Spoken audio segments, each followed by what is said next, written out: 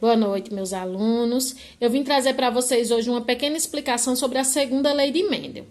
Aqui nós temos uma representação do que Mendel analisou na segunda lei.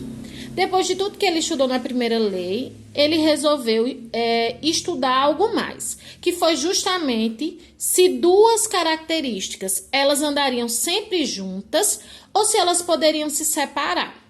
Então, veja que aí ele pegou, sempre com ervilhas, ele pegou dois indivíduos puros. Hoje nós sabemos que os puros são os homozigotos. Então, veja, os puros, aqui eu tenho uma ervilha que era lisa e amarela, então homozigoto dominante para as duas características. Então, a gente pode dizer duplo homozigoto dominante. E um aqui que é homozigoto recessivo para as duas características. Então, eu posso chamar de duplo homozigoto recessivo, ok? Então, veja, esse indivíduo aqui, como serão os gametas dele para essas duas características? Observem, ele só pode mandar Rzão e só pode mandar Vzão. Então, todos os gametas dele vão ter esses dois alelos aqui para essas duas características. Esse outro indivíduo, ele só tem alelo recessivo. Então, ele só vai poder mandar alelo recessivo para os seus descendentes. Pronto, então aqui eu tenho os gametas dos dois indivíduos. E desse cruzamento, eu tenho essa daqui, que é a geração F1. Todos os indivíduos da geração F1 terão essas características. O fenótipo será lisa e amarela a ervilha, mas o genótipo ele vai ser heterozigoto. Mendel chamava esse daqui de híbrido, então a gente pode chamar de dihíbrido. Por quê? Porque ele é híbrido, ele é heterozigoto para as duas características, ok? Agora, desse indivíduo aqui, se a gente pensar numa geração F2, quais vão ser os gametas que esse indivíduo aqui poderá produzir? Na geração F2, eu estou falando do cruzamento de dois indivíduos da geração F1. Então, vão ser dois indivíduos com o mesmo genótipo. Então, veja, eu tenho 4 possibilidades de gametas. Por quê? Porque o Rzão pode ir com Vzão. Ou o Rzinho com o Vzão. Mas também tem a possibilidade do Rzão com Vzinho. E também a possibilidade do Rzinho com Vzão. Então, aqui, esse genótipo me dá 4 possibilidades de gameta.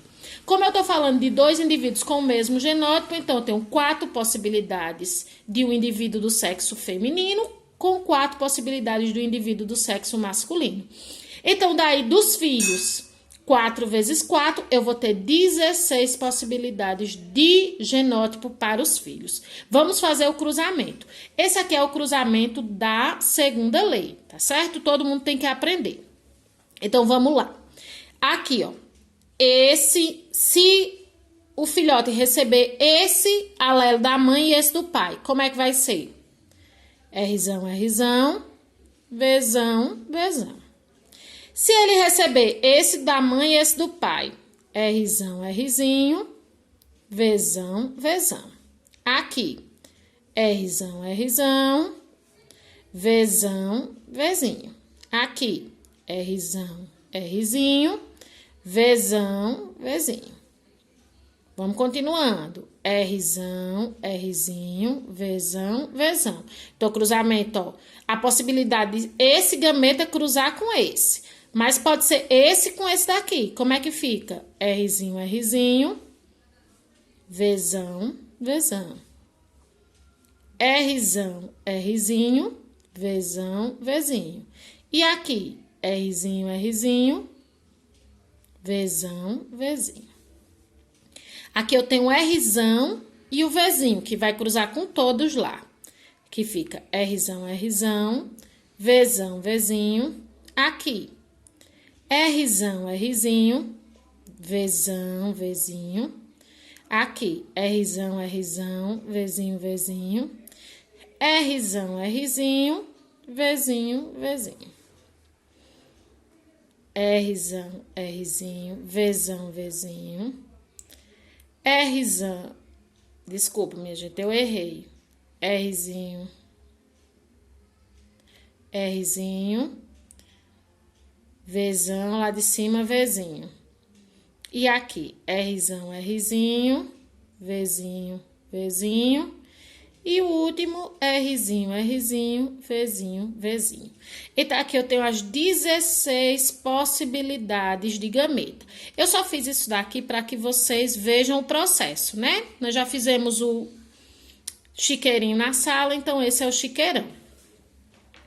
Mas aqui eu tenho uma imagem bem melhor, né, do que aqui eu desenhei, que mostra tudo isso, a mesma coisa.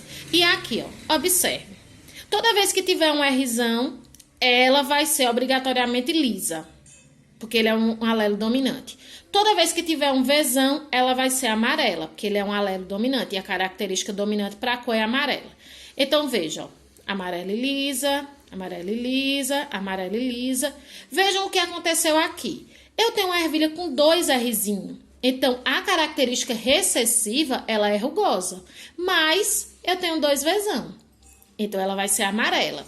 Então, aqui eu já tenho uma ervilha amarela e rugosa, que era o que Mendel queria saber. Ele queria saber se toda vez que ela fosse amarela, ela ia ser lisa ou se ela podia ser amarela e rugosa. E ele comprovou. Então, aqui, ó, amarela e lisa, amarela e lisa, amarela e lisa, amarela e lisa, amarela e lisa, amarela e lisa. Outra amarela e rugosa, outra amarela e rugosa. Observem essas 3. Elas são lisas porque elas têm o Rzão, mas elas têm, ó, elas são homozigota para a cor, homozigota recessiva, então elas serão verdes, verdes e lisas. E essa última, toda recessiva, então vai ser rugosa e verde, ok? Então, aqui é a proporção. Tem outra imagem aqui.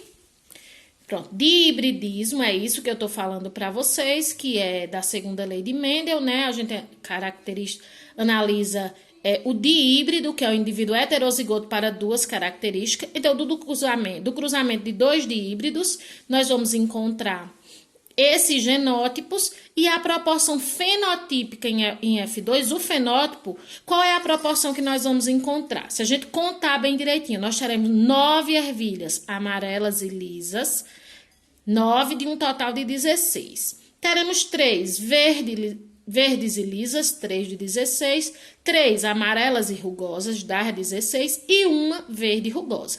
Então, a proporção fenotípica da geração F2 na segunda lei é essa, 9 para 3, para 3, para 1. E esse aqui é o enunciado da segunda lei.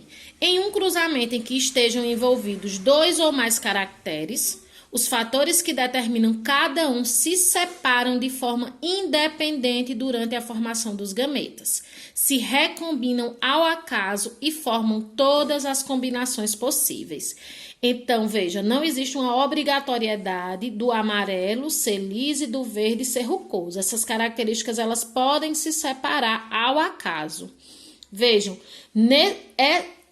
só vai obedecer essa lei aqueles alelos que estejam em cromossomos não homólogos. Por quê? Um está no cromossomo número 1, o outro vai estar lá no cromossomo 5. Então, eles um não depende do outro para acontecer. Por isso que a gente viu a ervilha sendo amarela e rugosa e verde e lisa. Então, não tem essa obrigatoriedade das 2 características andarem juntas. Certo? Isso foi um pequeno resumo sobre a segunda lei de Mendel.